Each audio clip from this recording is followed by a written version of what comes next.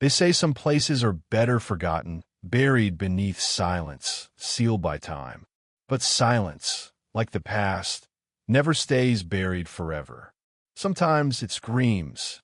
In a remote barrio tucked between two forgotten mountains, there lived a boy named Elias. He wasn't special in the way people admire. He was the kind of child you pass on the street and forget you ever saw. Thin, quiet, always a few steps behind. His skin was weathered like old wood, and his eyes carried the weight of someone who had seen too much, too early. Elias never knew his real parents. He grew up in the care of an old woman the villagers called Aling Rosa, rumored to be a Mangkuka lamb, though no one dared say it to her face. She raised Elias out of pity, or maybe guilt. Some whispered she owed it to his mother. Others said she was trying to undo a curse. But whatever her reasons, she gave him a home, a bed, bread on most days, and a name. The barrio itself felt cursed. Not in the way horror movies show it, not with ghosts hiding behind every tree, but in the quiet, hopeless kind of way. Crops died without reason. Children were born sickly. And at night there were sounds. Not loud, not obvious, but wrong. Soft scratching on windows when no one was there. Whispers in the wind that didn't match the tree's rhythm. Dogs howling at things no one could see. Everyone felt it, but no one dared talk about it. Because in this barrio, talking about the shadows meant they might listen. Elias grew up knowing he didn't belong. Not to the people, not even to Aling Rosa. At school, the other children mocked him for smelling like firewood and herbs. At home, Aling Rosa was cold but not cruel. She would sit by the window every night, burning dried leaves in a small bowl and murmuring prayers in a language Elias didn't understand. Protection, she once muttered when he asked. There are things out there, hungry things. Despite everything, Elias had one light in his dim little world, Mira. Mira was the daughter of the barrio's carpenter. Unlike the others, she never laughed at Elias. She shared her bayon with him when he had none and told him stories during lunch. She was loud, cheerful, and brave, the kind of girl who climbed trees barefoot and dared boys to follow her into the woods. To Elias, she was everything the world refused to give him: warmth, joy, and a reason to smile. One lazy afternoon, Mira dragged Elias to the edge of the forest, where a broken stone arch lay half-buried in vines. They say this was the entrance to a village that disappeared, she whispered with a grin. Just like that, gone. No fire, no blood, no bodies. Just silence. And every full moon, people say they hear screaming from under the ground. Elias laughed nervously, brushing it off as just one of Mira's made-up tales. But something about that arch made him feel watched, like the forest held its breath whenever someone got too close. That night, Elias couldn't sleep. The air was heavy, thick like smoke, but there was no fire. He looked out the window and saw the trees swaying, violently, but there was no wind. Then, far off, he heard it, faint, hollow, screaming. Not loud, not human, like echoes bouncing through stone. He shut the window, heart pounding. Maybe Mira's story got into his head. Or maybe it was something else. Days passed, and strange things started happening. Chickens disappeared without a trace. No feathers, no blood. The village began to smell of rust and earth. Children woke up with scratch marks on their backs. And worst of all, people began to vanish. First, it was Mang Celso, the drunk who slept behind the sari-sari store. No one noticed for 2 days. Then it was a mother walking home from the river, her baby found crying alone by the path. One by one, people left and never came back. Some said they ran away.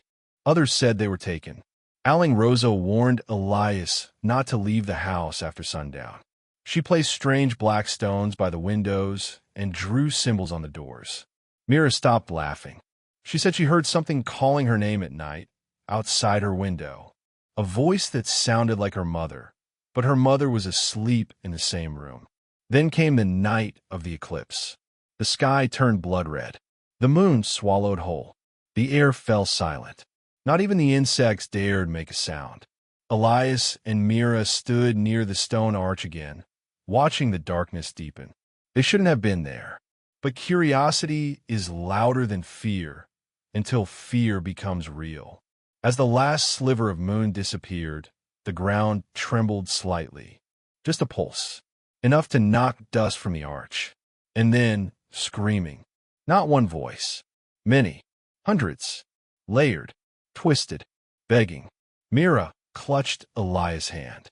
"Did you hear that?" she whispered. But Elias didn't answer. He was staring at the arch. A thin mist began to leak from the cracks in the ground beneath it. Cold. Dense. And in the mist, shadows moved. One stepped forward. Not a ghost. Not quite human either. It was tall, stretched unnaturally, like a figure caught between forms. Its face was hidden beneath something like bark or bone, and its hands were far too long. Elias couldn't move, couldn't breathe. The creature tilted its head and smiled. Then it pointed at him, and the screams grew louder. Elias couldn't look away. The creature, half shadow and half memory, stared into him, through him, as if it had been waiting a very long time. The mist around the old stone arch thickened, stretching like fingers across the ground. Mira clutched his hand tighter, but her voice trembled now. "Elias, we have to go." He wanted to run. He tried to speak, but something in him remembered.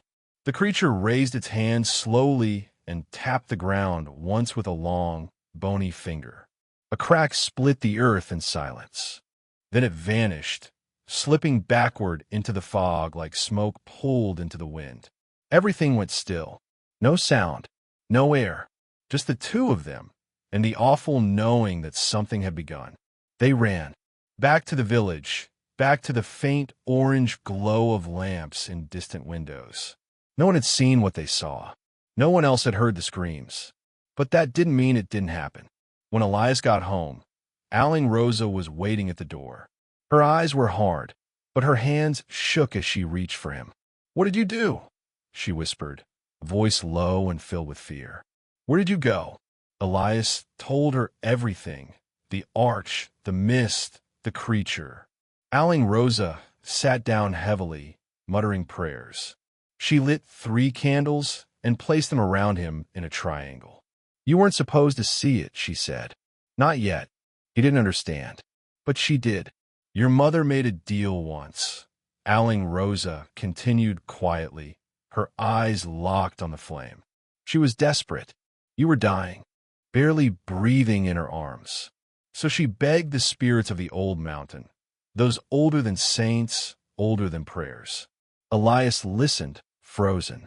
They answered, but they never give without taking. He remembered nothing of his mother except the lullabies in his dreams. But now, her voice returned to him, echoing through this new fear. She gave her life and something else, a promise, that one day, when the time came, her blood would serve them. Aling Rosa looked up at him then, tears forming. "You are the promise, Elias." The following days were filled with unease. The village grew quieter. More people disappeared. Whispers spread like disease. Elias walked through it all like a ghost. He saw the way the elders stared, heard them murmur behind him. They remembered his mother, remembered the night she died in childbirth, how the sky had turned red and every dog howled until dawn. She brought the curse, someone whispered. They should never have raised the boy. He wanted to shout at them, to demand why they never told him, why they hated him for a truth they buried. But anger would only feed the fire already rising beneath the village. Mira stood by him, even as fear crept into her own eyes. "There's more to this than ghosts," she said. "Something deeper, something watching." Then one night it happened. While walking near the riverbank, Elias felt the wind shift cold. The trees bent, not with breeze, but with breath. From the shadows emerged a figure, not human, but not quite monster. It was hunched, scaled, with thick seaweed-like hair and glowing blue eyes. Its feet were like fins, its skin slick and green. But its voice was clear. "I have watched you, child of a broken promise," it said. "You walk toward the rift, but you are not ready." Elias stepped back. "What are you?" "A Shokoi," it said, bowing slightly. "I serve the old balance. And right now, the balance is screaming." It explained that a binding curse once locked away powerful Aswangs deep under the mountains. Creatures who devoured memory, tore souls from flesh, and twisted the living into beasts. That curse, held together by the blood of the promised line, was weakening. And Elias was the last of that blood.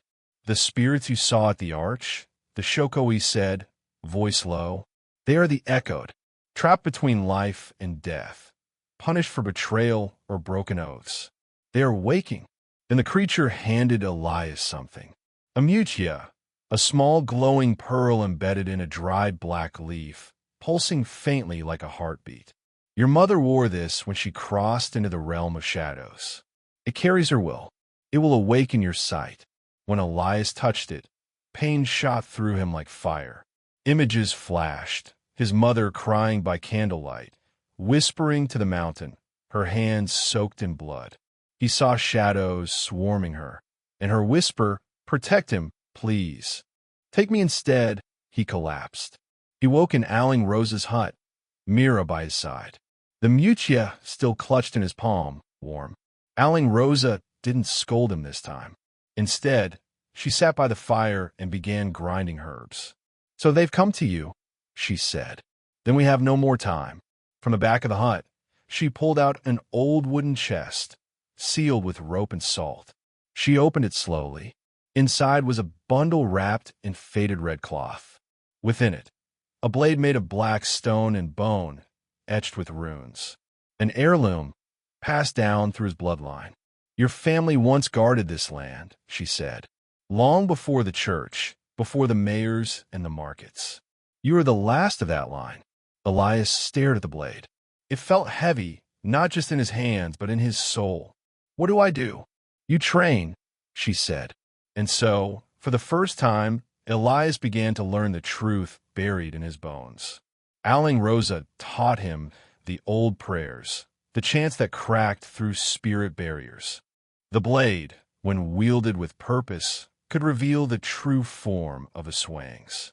The Mutya gave him visions, fragments of the hidden world beneath his feet. He saw rivers that flowed with light, trees that whispered secrets, eyes in the dark that blinked when he blinked. But it wasn't enough. The Shokoi returned, teaching him how to hear the cries of the echoed, those who vanished but never truly left. Their screams weren't just echoes, they were warnings. "The gate beneath the stone arch is breaking," the Shokoi said. "And when it falls, the echoed will rise, hungry to replace the living." Elias felt the weight of it all pressing against his chest. He wasn't a hero. He didn't want this. But every day, more people vanished. More screams echoed in the night. Even Mira began changing. She grew pale, quiet. Her dreams were filled with whispers. She said she felt cold hands brushing her hair when she slept. One morning, she woke up with a mark on her neck, 3 small dots like a triangle. Rosa paled when she saw it. "They've touched her," she said. "She's no longer safe." Elias felt rage boil inside him. He couldn't lose Mira. Not her. Not after everything. He took the Mutya and the blade and made a vow that night, beneath the same arch where it all began. "I will end this," he whispered, "even if it takes me with it." But as he stood there, the mist returned again, thicker, faster this time. And in the fog, a voice echoed, not from a ghost or a creature, but from his own mother. Soft, tired, but unmistakably real. "Elias, they're coming." Elias stood frozen in the mist, heart pounding against his ribs like a warning drum. His mother's voice had vanished just as quickly as it came, leaving behind only silence and that lingering ache in his chest. The kind of ache that reminded you that something once warm had long turned cold. He clutched the Mutya tighter, the smooth shell now humming in his palm like a heartbeat. He thought he was prepared. He thought the blade, the training, the truth would make him ready. But nothing could prepare him for hearing his dead mother's voice echo out of fog. It was like being pulled back into the moment he lost everything all over again. He walked slowly back to the village, but each step felt heavier. The wind didn't blow as it used to. The shadows felt alive, and even the trees leaned inward like they were listening.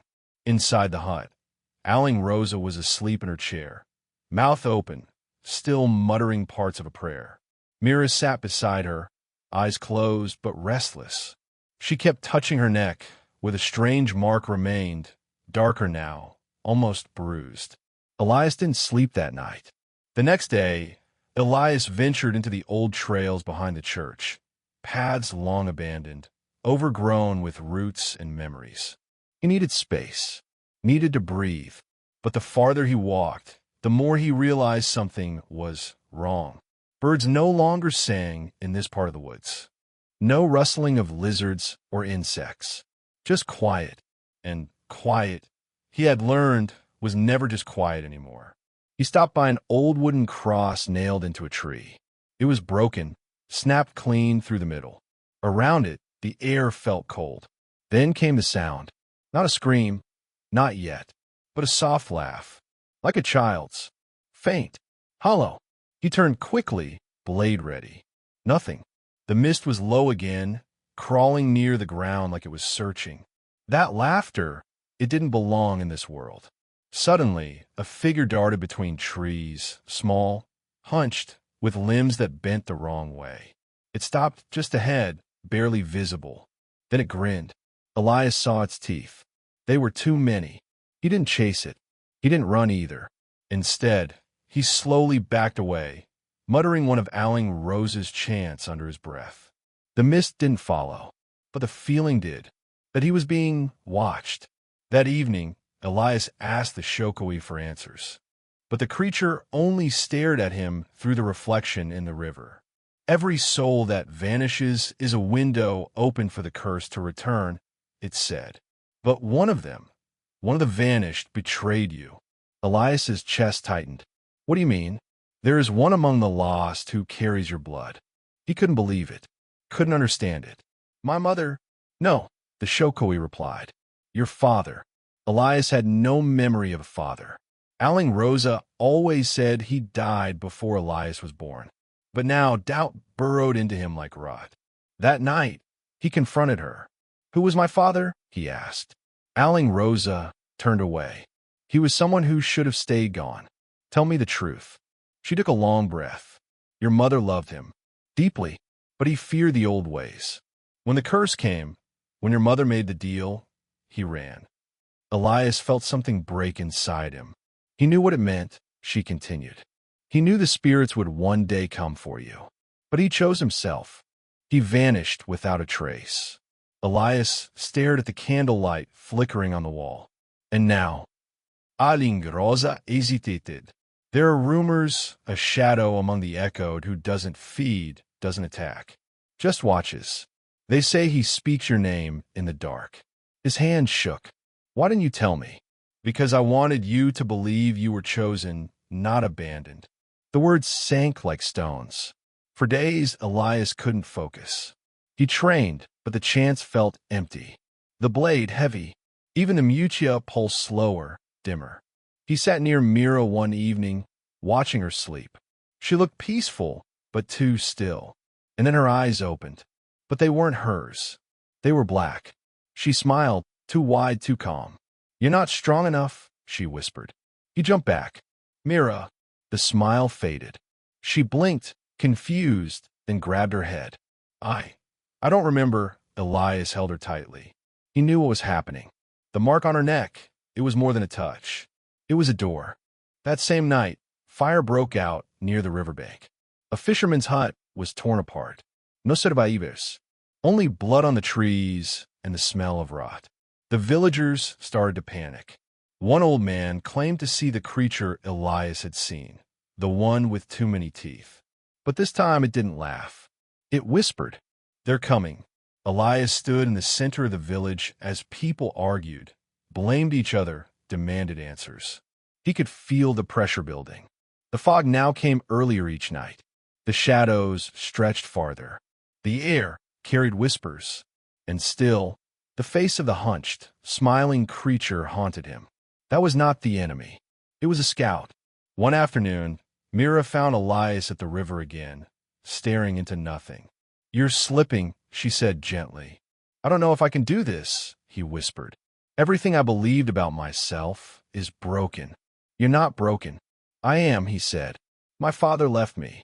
My mother died to protect me. And I keep thinking maybe I should have been the one to vanish." Mira reached into her pocket and pulled out something small, a silver pendant. "My Lola gave me this. She said when the world feels darkest, hold something that reminds you who you are." He stared at the pendant. "I don't know who I am," he admitted. "Then find out," she said. "But you're not doing it alone." For a moment, the silence between them was peaceful. Then a scream split the air. They ran toward the mountain edge. A child was missing. His slipper was found near the broken tree cross. Elias felt the blade at his side, felt the Mutya burn against his chest. This was no longer about prophecy or old bloodlines. This was about protecting the last people he had left. They followed the trail deep into the woods, farther than they ever dared to go. And there, just before the cliff's edge, they found the child, alive but in shock. He pointed behind him. "There were two of them," he whispered. "One looked like a shadow. The other looked like you." Elias froze, and from a mist, a voice echoed again. Not his mother, but a man. "I should have stayed gone, but the curse always finds its way home." The air was heavier now. Even during the day, the sun looked dimmer, like it was afraid to shine too brightly over the village. Something old, something evil was stirring, and Elias could feel it in his bones, like a storm just beneath the skin. Since the boys' rescue, the mist had started to spread even at dawn, not just at night. Strange footprints appeared near the huts. Livestock disappeared. People whispered prayers in corners, holding garlic, salt, or crosses close to their chests. And every night, the shadows came closer. But what haunted Elias most was the voice, the one that called to him from the fog. His father. "I should have stayed gone," the voice had said, but now was here, somewhere, watching, waiting. Elias and Mira sat on the edge of the old stone well that night, staring at the moon. It was full, but pale, washed out like it was sick. Mira looked at Elias and said quietly, "If the stories are true about your father, what will you do if you see him?" He didn't answer right away. "I don't know," he finally whispered. "I want to hate him. I should, but I want answers." Mira reached for his hand. "Just don't lose yourself, Elias. Don't let their darkness turn you into something you're not." He nodded, but inside, he wasn't sure who he was anymore. The next morning, Aling Rosa was gone. Her chair sat empty. The rosary she always held was left on the table, broken. There was no blood, no note, just a trail of ash from the doorway to the forest. Mira cried. Elias stood frozen. Another person vanished, and this time, someone who had always fought to protect them. He picked up the broken rosary and slipped it into his pocket. "It's starting," he said. That night, the Shokoi appeared in the river again. Its reflection flickered, unstable. "The veil is thinning," it warned. "Soon, the echoed will walk like flesh." Elias tightened his grip on the blade. "Then how do we stop them?" "You can't stop what has already begun," the Shokoi said. "But you can survive it if you find the source." The curse. The Shokoi's eyes glowed faintly. The first scream, the one that never stopped echoing. That's where they gather their strength. "What does that mean?" Elias demanded. But the water stilled, and the creature was gone. They prepared, as best as they could. Elias sharpened the blade with ash and river oil, just like Aling Rosa had taught him. Mira painted sigils on the walls of their hut, whispered over herbs, and sewed protective cloths to hang around the village. But everyone could feel it. It wasn't enough. The enemy wasn't just circling anymore. It was coming. 2 nights later, the wind died. No air. Nobody's. Even the fire refused to burn. The villagers gathered in silence. Children were hidden in cellars. The elders recited old prayers, some of them trembling so hard they could barely speak.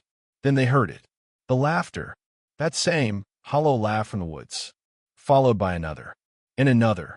Dozens. Maybe hundreds. Coming from all directions. Elias stood with Mira at the edge of the village, blade in hand. His heart felt like a drum about to burst. The Mutya around his neck was glowing brighter now, hot against his skin. Then they saw them, figures emerging from a mist.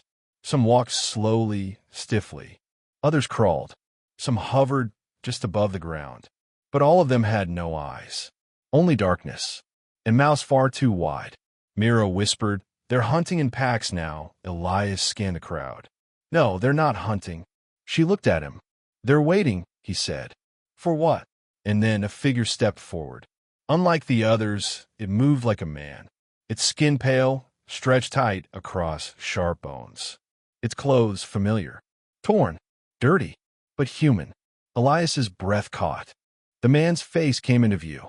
It was his father. Alive. Or at least something that wore his face. "Elias," the creature said, voice too calm, too clean. "My son." Elias stepped forward. But Mira grabbed his arm. "Don't. I have to know," he said. He walked slowly toward the figure, blade still ready. The man smiled. "You look just like her." Elias stopped. "What are you?" The man tilted his head. "What you could be, if you let go of your guilt. Your pain." "I did. You left us." "I survived," the man said. "That's all anyone can do." Elias's voice cracked. "You let her die?" The man's eyes darkened. "And what did she die for, Elias?" "For a village that would burn anyway. For people who would forget her name." Elias raised the blade. "She died for me. For what's right." The man smiled wider. "Then let me show you what's coming." With a wave of his hand, the ground beneath them cracked. The air grew colder than death. And behind him, from the fog, something massive began to rise. Not human, not spirit. A creature made of black mist and bone, with hundreds of eyes that blinked out of sync. It let out a cry, high, shrill, and impossible to describe. And suddenly, all the other figures, those eyeless, wide-mouthed monsters, fell to their knees, worshipping it. Elias stumbled back. Mira screamed. That's the first scream, the one the Shokoi warned about. Elias turned to her. "We have to destroy it, or none of us survive." She looked at him, terrified. "Ow!" He pulled the Mutya from his neck. It glowed white-hot. "I think this was made for this moment." And then the creature moved. Fast. Impossible. Its arms stretched like smoke and lashed toward them.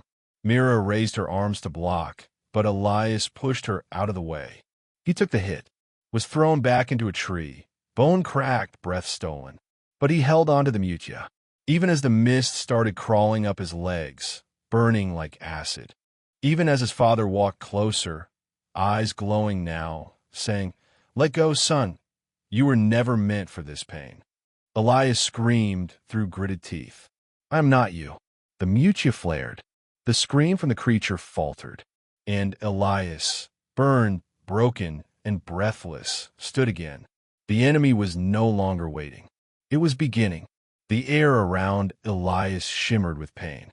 His skin burned from the mist's touch, his ribs cracked from the impact. But he stood, barely, gripping the Mutya with trembling fingers. The creature, that thing made of mist and bone, let out another shriek, but it didn't sound angry this time. It sounded afraid. Mira ran to Elias, helping him stay upright. "You shouldn't be standing," she cried. "You're hurt." He gave her a weak smile. "We don't have time to be broken right now." The monster was recoiling. The Mutya pulsed brighter in Elias's hand, white-hot and alive. The creatures around them, the eyeless ones, backed away, hissing like smoke touched by sunlight. Elias took a breath, ready to fight again. But then, the sky split. Not like thunder, like glass. A loud, cracking sound echoed through the heavens, and something fell from the clouds, a beam of violet light that struck the ground not far from them. Everyone, Mira, the monsters, even the creature of screams, froze. From the light, a figure stepped out. Tall, calm, human-looking, but there was something wrong with her. She wore white robes and a blindfold made of black lace. Her feet didn't touch the ground, and her voice was soft, almost a whisper, but it echoed like thunder inside their heads. "The balance has been disturbed," she said. The creature of screams lowered its massive head in submission. Mira looked at Elias. "Is she with them?" He shook his head. "I don't know." The woman turned her head toward Elias. "You carry the light, but you don't know its truth." "What truth?" he asked, his voice hoarse. "That the Mutya you hold was not given to you to destroy the scream." He blinked. "What do you mean?" "It was meant to wake it." A chill ran down his spine. "No," he whispered. "That can't be." "The Shokoi said." "The Shokoi told you part of the truth," she interrupted. "But not all of it. Because he, too, feared what would happen if you learned everything." Mira looked confused. "But Elias used it. It weakened the scream." The woman's blindfold shifted slightly. "For now. But with each pulse, the Mutya draws in the echoes. It feeds on the pain. And once it's full," she didn't finish.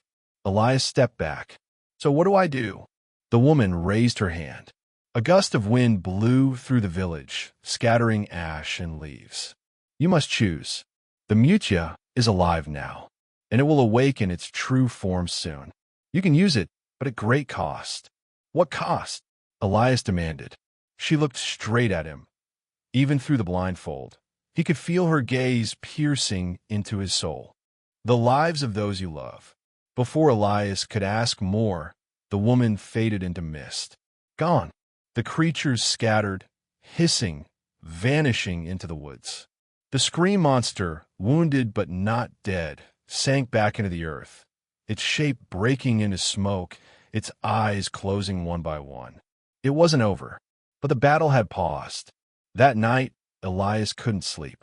Mira sat beside him in the hut, wrapping his wounds. "You look like you've seen a ghost," she said softly. "Maybe I did," he answered. He took the Mutya out of his pocket. It looked smaller now, but heavier. It pulsed faintly in his hand, like it was breathing. "She said it would feed on pain," he whispered. "That would grow stronger every time I used it." Mira nodded slowly. "Then we don't use it." "But what if it's the only thing strong enough to stop the scream?" he asked. "What if I have to choose between everyone else and you?" She went silent. Then she said, "Don't you dare make that choice alone." The next day, Elias visited the albulario. Old, blind Mang Diego had always been feared in the village, but he was also trusted. He was the only one who still remembered the time before the first vanishing. Elias told him everything. The scream, the creature, the woman of light, the Mutya. Mang Diego sat quietly, face unreadable. Then he finally said, "You should have thrown that stone into the sea the moment you found it." "What is it?" Elias asked. "It's not a stone.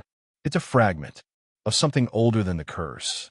Something that predates even the screams." Elias leaned in. "What does it do?" Mang Diego slowly pulled out an old, burned book. He opened it with shaking hands. Inside was a drawing. Elias gasped. It was the Mutya, but whole. Not a stone, but a mask. "A mask of the forgotten," Mang Diego said. "A piece of an ancient soul. When assembled, it gives its bearer the voice of all lost things. The power to command or to destroy. And I have a part of it," Elias whispered. Mang Diego nodded. "The Mutya is choosing you," he said, "but it does not love you. It only listens." Elias stood. "Then I need to find the other pieces." Mang Diego didn't stop him. "If you do, you'll become more than human." Elias looked down at his scarred hands. "Maybe that's what I have to become." He and Mira left that afternoon. The map in Mang Diego's book pointed toward the northern cliffs, where the earth had cracked during the Great Fire a decade ago. As they walked, the mist followed them, silent, watching. The villagers wouldn't speak to them anymore. Some turned their backs. Others whispered that Elias was cursed, that he had brought this darkness with him. And maybe he had. Mira looked over her shoulder. They're afraid of you now. He sighed. Maybe they should be. She took his hand. I'm not. That night, they camped beneath the trees. And the dreams came. Elias saw a version of himself. Older, stronger, and covered in black ash. His eyes glowed like the scream creatures. And in his hand, the Mutya, no longer a stone, but a mask, glowing red. He was kneeling before a sea of voices, people screaming, crying, laughing, and he raised the mask to his face. Then darkness.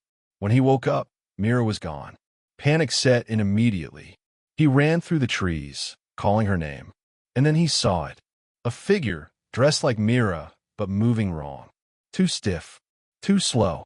Its head turned too far. Its smile was too wide. It wasn't her, but wore her face. He stepped back, horrified. The creature whispered. She came willingly. She wanted to know who she really was. Elias gritted his teeth. What do you mean? She's not just a friend. She's a key. The creature lunged. He raised the Mutya, and everything turned white. When his vision cleared, he was alone again. Holding Mira espondant, still warm. The air around Elias shimmered with pain. His skin burned from the mist's touch. His ribs cracked from the impact. But he stood, barely, gripping the Mutya with trembling fingers. The creature, that thing made of mist and bone, let out another shriek, but it didn't sound angry this time. It sounded afraid. Mira ran to Elias, helping him stay upright.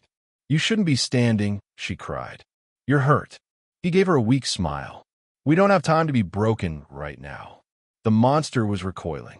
The Mutya pulsed brighter in Elias's hand, white-hot and alive. The creatures around them, the eyeless ones, backed away, hissing like smoke touched by sunlight. Elias took a breath, ready to fight again. But then, the sky split, not like thunder, like glass. A loud, cracking sound echoed through the heavens, and something fell from the clouds, a beam of violet light that struck the ground not far from them. Everyone, Mira, the monsters, even the creature of screams, froze. From the light, a figure stepped out. Tall, calm, human-looking, but there was something wrong with her. She wore white robes and a blindfold made of black lace. Her feet didn't touch the ground, and her voice was soft, almost a whisper, but it echoed like thunder inside their heads. The balance has been disturbed, she said. The creature of screams lowered its massive head in submission. Mira looked at Elias. Is she with them? He shook his head. I don't know. The woman turned her head toward Elias. You carry the light, but you don't know its truth. What truth? He asked, his voice hoarse. That the Mutya you hold was not given to you to destroy the scream. He blinked. What do you mean? It was meant to wake it. A chill ran down his spine. No, he whispered. That can't be. The Shokoi said. The Shokoi told you part of the truth, she interrupted. But not all of it. Because he, too, feared what would happen if you learned everything. Mira looked confused. But Elias used it. It weakened the scream. The woman's blindfold shifted slightly. For now.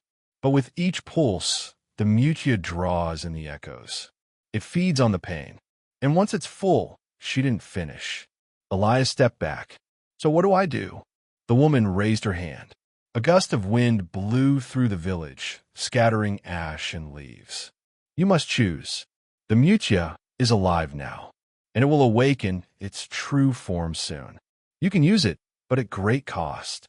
What cost? Elias demanded. She looked straight at him. Even through the blindfold, he could feel her gaze piercing into his soul. The lives of those you love. Before Elias could ask more, the woman faded into mist. Gone. The creatures scattered, hissing, vanishing into the woods. The scream monster, wounded but not dead, sank back into the earth, its shape breaking into smoke, its eyes closing one by one. It wasn't over, but the battle had paused. That night, Elias couldn't sleep. Mira sat beside him in the hut, wrapping his wounds. You look like you've seen a ghost, she said softly. Maybe I did, he answered. He took the Mutya out of his pocket. It looked smaller now, but heavier. It pulsed faintly in his hand, like it was breathing. She said it would feed on pain, he whispered. That would grow stronger every time I used it. Mira nodded slowly. Then we don't use it. But what if it's the only thing strong enough to stop the scream? He asked. What if I have to choose between everyone else and you? She went silent. Then she said, Don't you dare make that choice alone. The next day, Elias visited the albulario. Old, blind man Diego had always been feared in the village, but he was also trusted. He was the only one who still remembered the time before the first vanishing. Elias told him everything.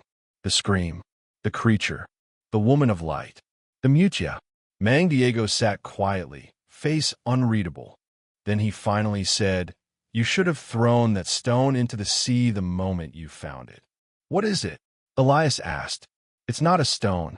It's a fragment of something older than the curse. Something that predates even the screams. Elias leaned in. What does it do? Mang Diego slowly pulled out an old, burned book. He opened it with shaking hands. Inside was a drawing. Elias gasped. It was the Mutya, but whole. Not a stone, but a mask. A mask of the forgotten, Mang Diego said. A piece of an ancient soul. When assembled, it gives its bearer the voice of all lost things. The power to command or to destroy. And I have a part of it, Elias whispered. Mang Diego nodded. The Mutya is choosing you, he said, but it does not love you. It only listens. Elias stood. Then I need to find the other pieces. Mang Diego didn't stop him. If you do, you'll become more than human. Elias looked down at his scarred hands. Maybe that's what I have to become. He and Mira left that afternoon. The map in Mang Diego's book pointed toward the northern cliffs, where the earth had cracked during the Great Fire a decade ago. As they walked, the mist followed them, silent, watching. The villagers wouldn't speak to them anymore. Some turned their backs. Others whispered that Elias was cursed, that he had brought this darkness with him. And maybe he had. Mira looked over her shoulder. They're afraid of you now. He sighed. Maybe they should be. She took his hand. I'm not. That night, they camped beneath the trees. And the dreams came. Elias saw a version of himself. Older, stronger, and covered in black ash. His eyes glowed like the scream creatures. And in his hand, the Mutya, no longer a stone but a mask, glowing red. He was kneeling before a sea of voices, people screaming, crying, laughing, and he raised the mask to his face. Then darkness. When he woke up, Mira was gone. Panic set in immediately.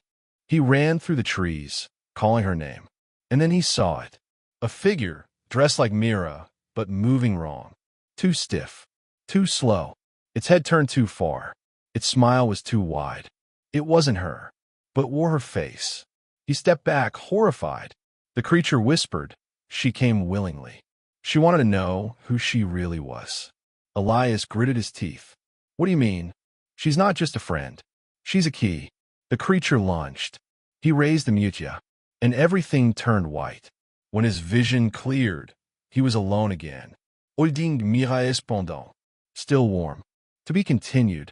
Let me know when you're ready for part 6, the climax reveal, or if you need narration formatting, thumbnail prompts, or script breakdowns for your YouTube video production. Absolutely. Here is part 6 of your horror fantasy YouTube story. They vanished without a trace. But their screams still echo // 30 real horror stories. Climax chapter, 1120 words. The forest was silent. Too silent. Elias stood alone, the fog coiling around his legs like living vines. Mira was gone, the warm pendant still clutched in his hand, his only proof she had ever been real. Or had she?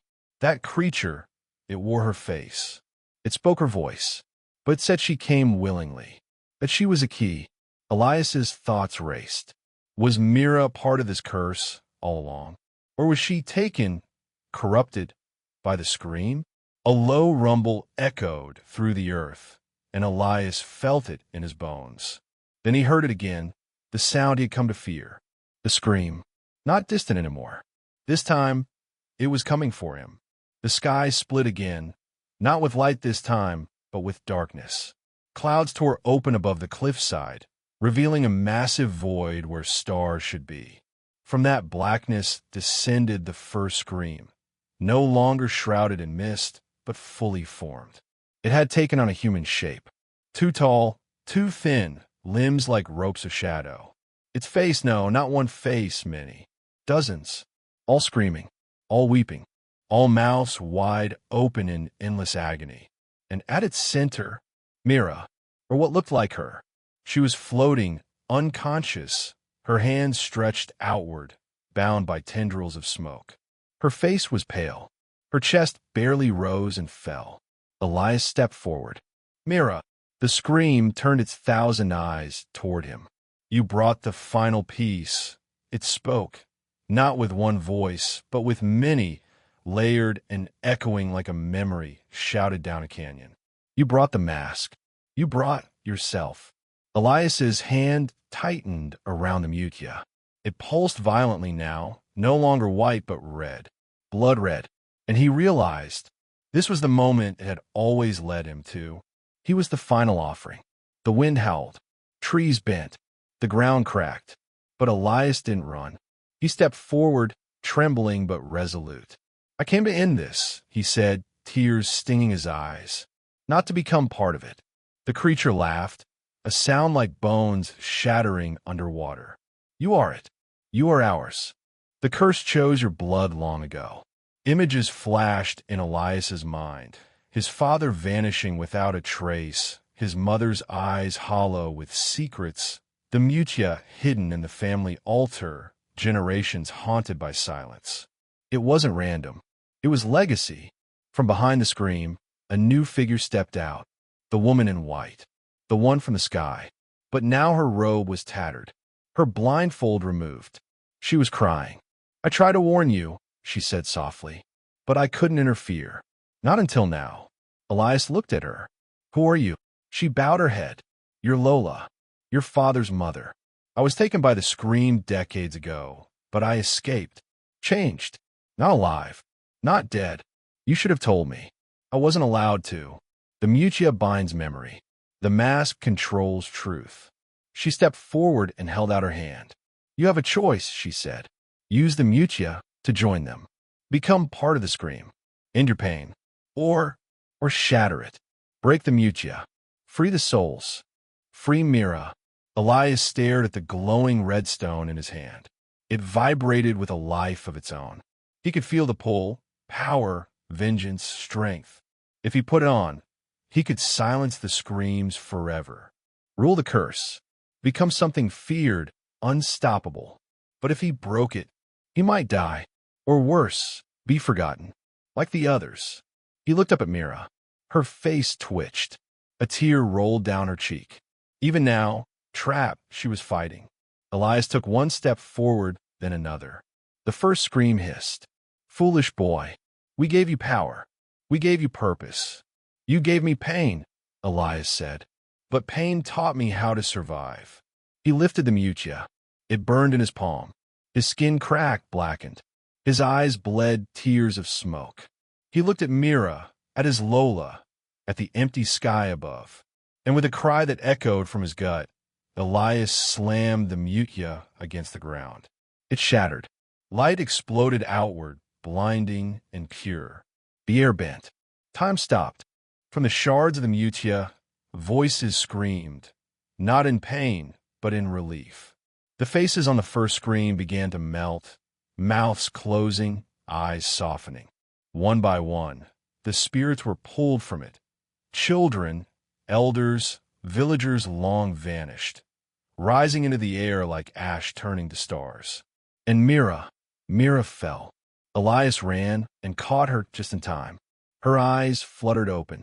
Elias, you're okay, he whispered, holding her tight. The scream shrank, from a god, to a ghost, to a whisper, until it vanished, like fog kissed by morning sun. The darkness lifted, the forest sighed, and the silence that followed was peaceful. Elias collapsed, exhausted, broken, but alive. Mira sat beside him, holding his hand. The wind blew gently, carrying with it the faintest sound. Not a scream, a laughter, light, free. But as the two sat on the cliffside, watching dawn rise for the first time in what felt like years, something stirred in the dirt behind them. From the shattered remains of the Mutya, a single shard pulsed. Not red, not white, black, and it moved. The village of Tinag-an was silent. But this time, the silence was gentle, the kind that followed a storm. Birdsong returned, leaves swayed in rhythm, and for the first time in years, the mist lifted completely. People came out of their homes blinking in the sunlight, unsure if what they saw was real. Elias stood at the edge of the forest, looking out at the horizon where the scream had vanished. Mira sat on a stone, watching him quietly. "You did it," she said. He didn't answer right away. He was still holding something in his hand. A shard, black, small, but pulsing faintly like a quiet heartbeat. "I thought it was over," he murmured. "It is," she replied, unsure. "Isn't it?" Elias looked at her, and for the first time in days, he smiled. "I think the worst of it is, they buried the remains of the Mutya deep in the ground, beneath the roots of the oldest tree in the forest." Mang Diego came to bless the soil. The villagers watched from a distance, still wary of Elias, but grateful. Some bowed their heads. Others couldn't meet his eyes, but he didn't blame them. He knew the truth now. The scream had lived in this place not just as a monster, but as a memory, fed by fear, pain, and secrets. Secrets like his own. His family had kept the Mutya hidden for generations. Maybe not out of greed, but out of fear. Fear of what it meant. Fear of the power it gave. And when the curse grew strong again, it found him drawn to the bloodline that had once bound it. But that bloodline also ended it, because Elias made a choice. To break the chain. To stop the silence. 3 days passed. Then a week. Then 2. The sky remained clear. No more disappearances. No more cries in the night. No more echoes. Mira helped rebuild the community. Fixing houses, planting trees, comforting the children who still woke up crying from nightmares. Elias stayed near the forest, watching, not because he expected the scream to return, but because something inside him had changed. The Mutya was gone, but a part of it remained. Inside him, he felt it sometimes, when the wind howled through the trees, when a shadow moved just a bit too fast, when he closed his eyes and saw faces in the dark. He wasn't haunted, he was aware, and with that awareness came a weight, a responsibility. One evening, Mira brought him food, suman and salabat. They sat under the stars, silent at first. Then she asked, "Will you leave?" He looked at her. "Should I?" She shrugged. "You've done enough. They can't ask more from you." "But maybe I can give more," he said. "I've seen what's out there. What's buried. What's forgotten." Mira studied him. "You sound like someone preparing for something." "I don't know what's coming," he admitted. "But I know the scream wasn't the only one of its kind." She touched his hand. "Whatever comes next, I'll be here." He looked into her eyes. "Even if you were the key?" She smiled faintly. "Then maybe that's what I was meant to be. Not a weapon, but a way forward." 1 month later, they returned to the cave where it all began. The mural on the wall had changed. Where once there were only faces of the vanished, now there were figures walking in the light. Free. A path had opened behind the mural, a narrow tunnel Elias hadn't seen before. Mira looked at him. "Dovego." He nodded. Together, they stepped inside. The air was cold, but not cruel. The walls pulsed faintly like veins. And at the end of the tunnel, a stone pedestal stood. Atop it, a book, bound in bark and bone. They opened it carefully. Inside were drawings, symbols, names, all the scream's victims, but also its creators. A forgotten tribe, a ritual gone wrong, pain turned to power. And on the last page, 2 names had been newly written. Elias, Mira. She touched the page.